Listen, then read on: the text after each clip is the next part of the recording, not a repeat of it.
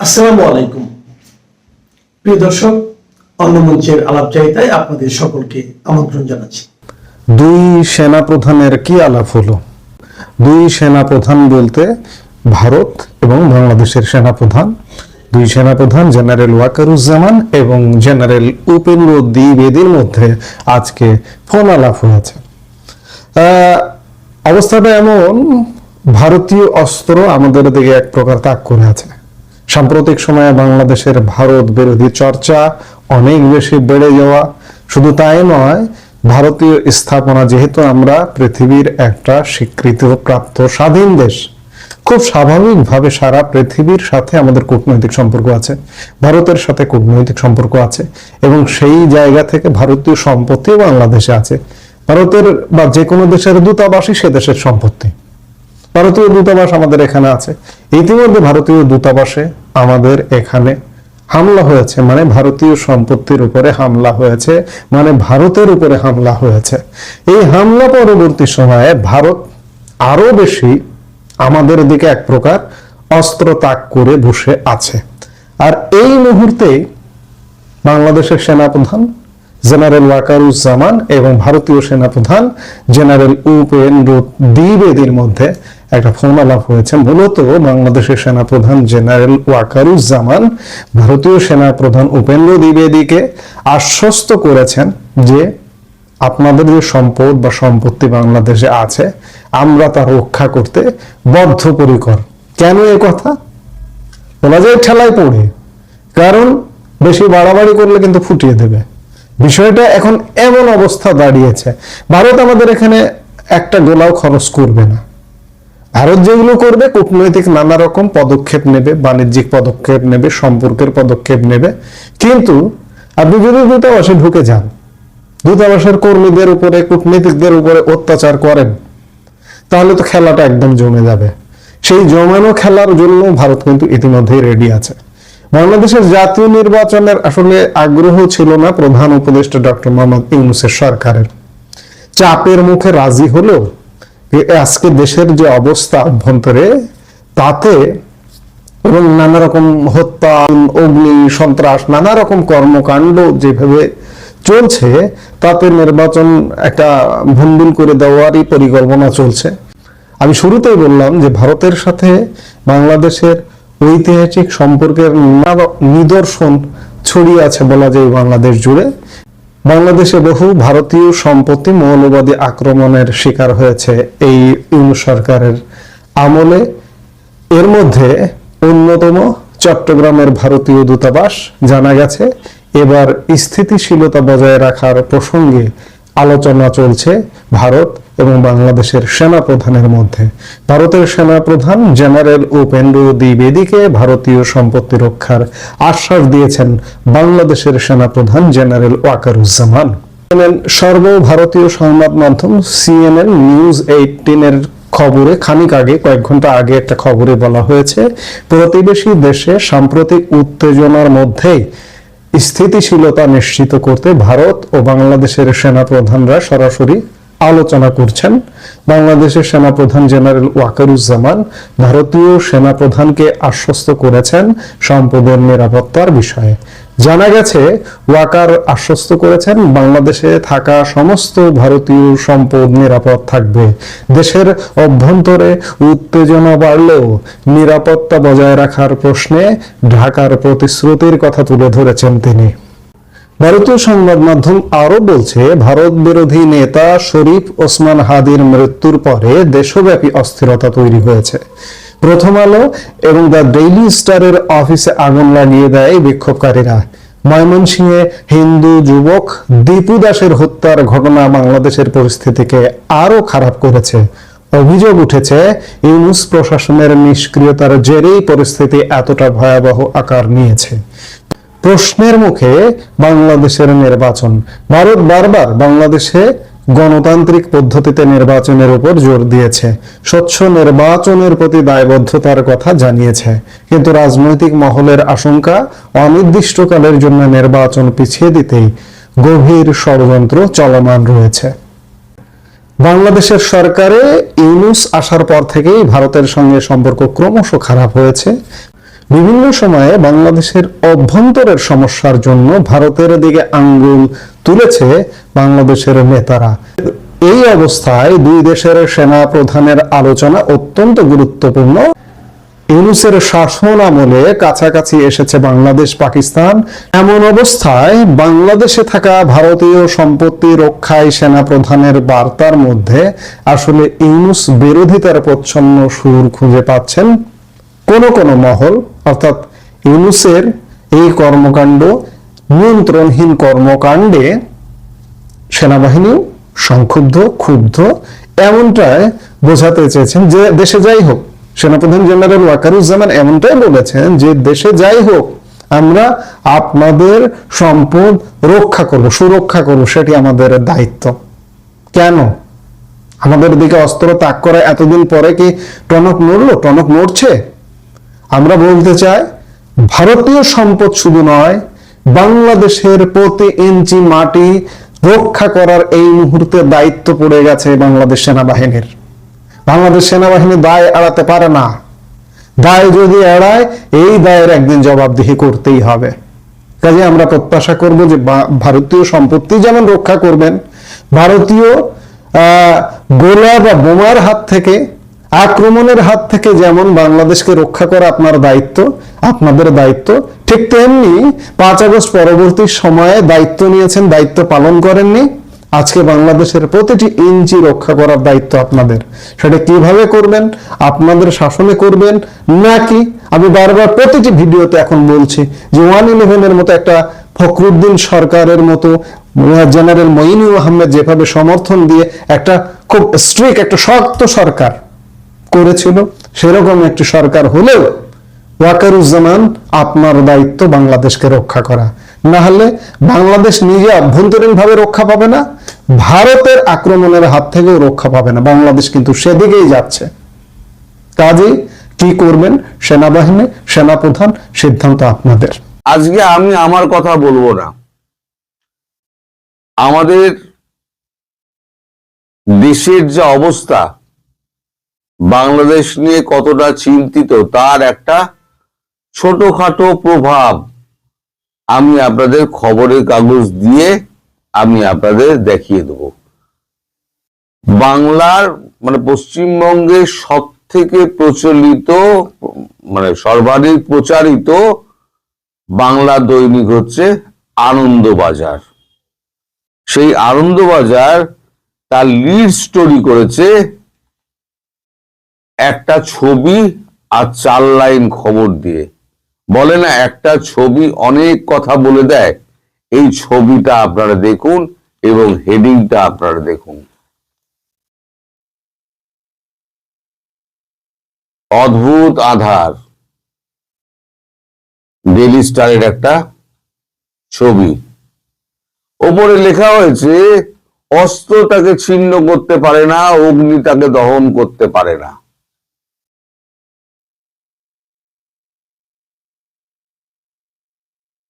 তার ডান দিকে লেখা হয়েছে দেশের আগুনে দগ্ধ বাংলাদেশ।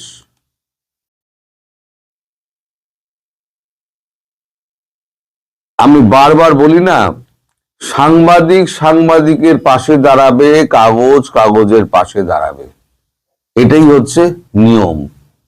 সে কাগজ ঠিক করেছে না ভুল করেছে সেটা তো পরে বিতর্কের ব্যাপার, কিন্তু আসল হচ্ছে যে সংবাদপত্রের ওপরে, সংবাদপত্রের যে স্বাধীনতা, সেই স্বাধীনতা যেন অক্ষুণ্ণ থাকে। আমি বারবার সাংবাদিকের উপরে যখন হামলা হয়, সংবাদপত্রের উপরে যখন হামলা হয়, আমি যে বারবার চেঁচাই তার কারণ হচ্ছে এইটা।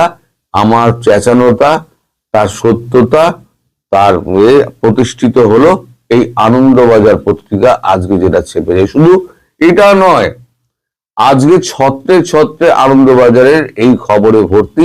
আমি ধীরে ধীরে আপনাদেরকে আমি সব দেখাচ্ছি। এবার আসুন সম্পাদকীয়তে।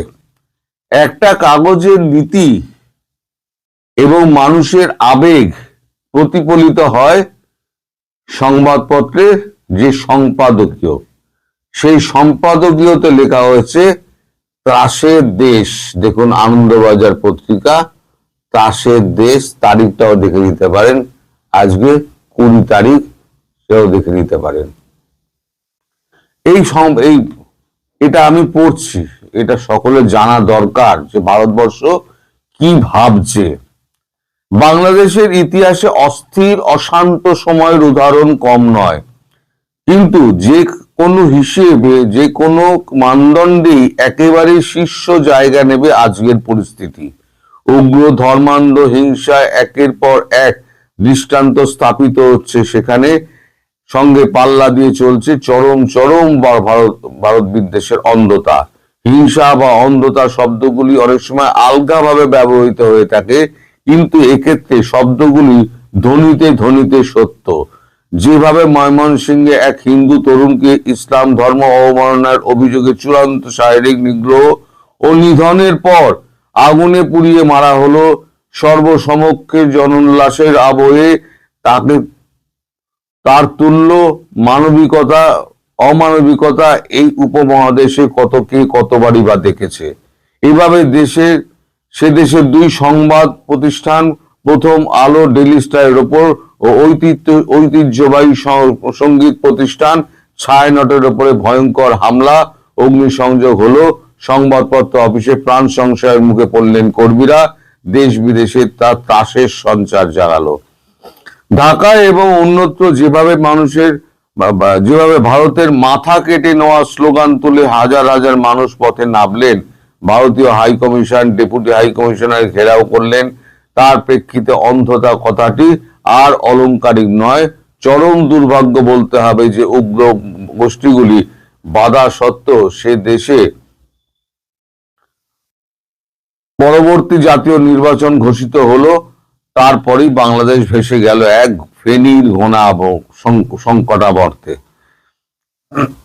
এই অক্ষমনীয় ঘটনা বন্ধ করার জন্য দায়িত্বটি যাদের সেই অন্তর্বর্তীকালীন সরকার ও তার প্রধান মোহাম্মদ ইউনূস মোটের ওপর নিষ্ক্রিয়তা এবং নিষ্ক্রিয়তায় দেখে চলেছেন কোন অতলে ডুবতে পারে বাংলাদেশ।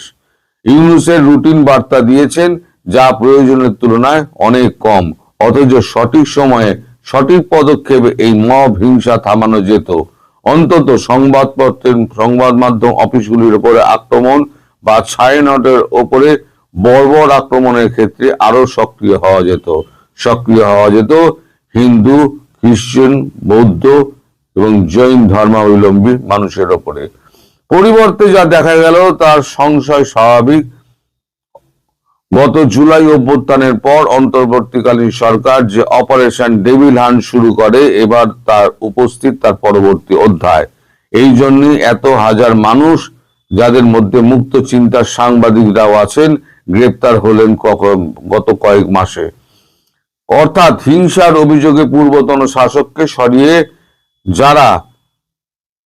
তারাও হিংসার মধ্যে এমনকি বেশি নিষ্ঠুরতার সরকারি শিলমোহর দিচ্ছেন। মানে হাসিনার নামে তো এত হিংসার কথা বলা হয়, সেই হাসিনাকে সরিয়ে, হিংস্র হাসিনাকে তাদের ভাষায় সরিয়ে তারা যে সিংহাসনে বসেছে সেখানে তারা হিংসার একেবারে চরম অবস্থায় চলে গিয়েছেন।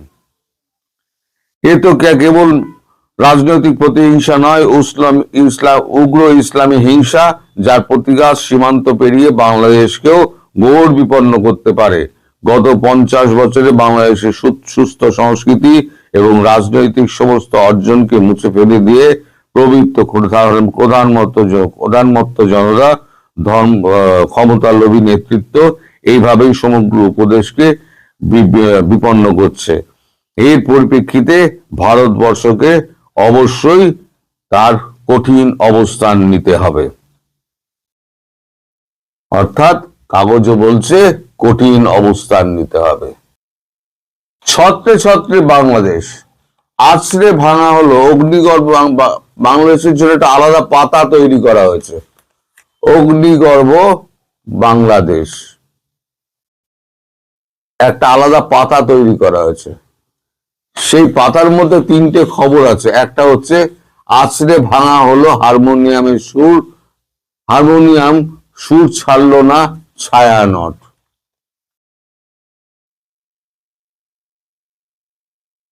এইটা ডান দিকে করা হয়েছে নির্বাচনের আগে লক্ষ্য ভারত বিরোধী জিগির।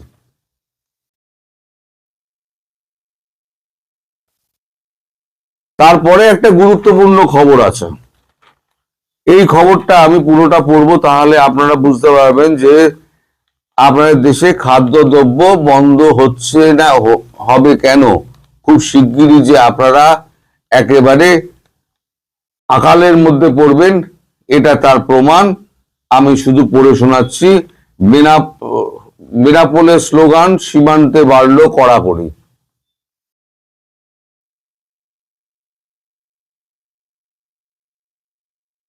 আমি খবরটা পড়ে শোনাচ্ছি।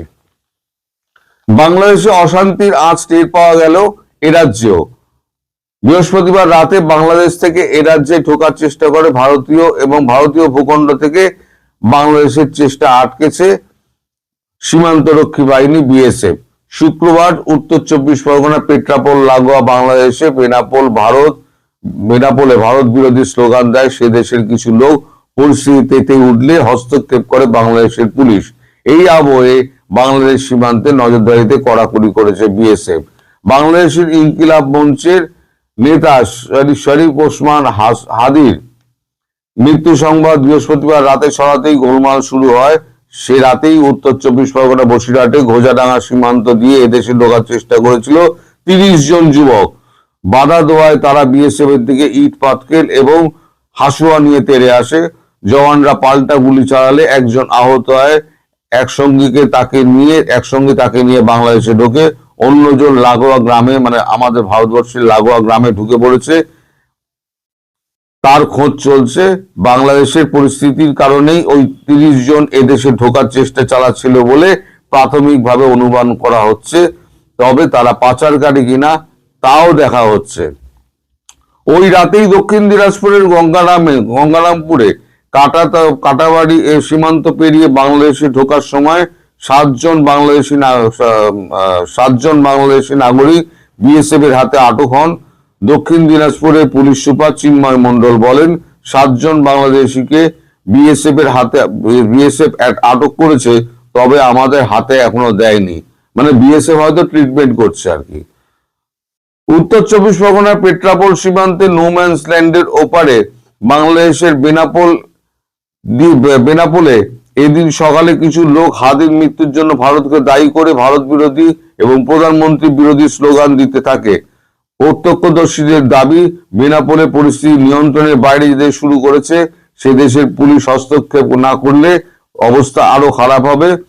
ঢাকার বাসিন্দা নাজির হোসেন বলেন, উল্টোপাল্টা স্লোগান দিচ্ছে অনেকে, উনি বলছেন আসল ঘটনাটা।